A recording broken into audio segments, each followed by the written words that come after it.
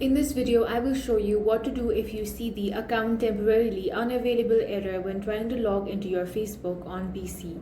First, if the error message says your account is currently unavailable due to a site issue, this usually means the problem is on Facebook server and not with your account. Before making any changes, try refreshing the page or closing your browser and opening Facebook again after a few minutes.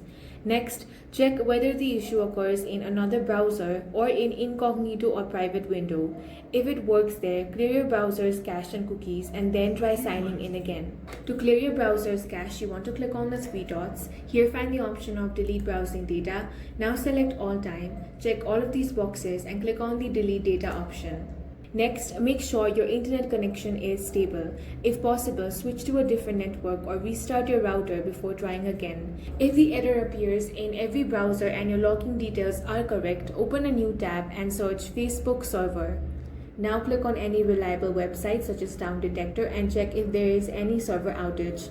If there is, then there is nothing you need to do to fix on your PC. You simply want to wait until Facebook resolves it. That's all for this video. If you found it useful, make sure to hit the like button and subscribe for more videos like this.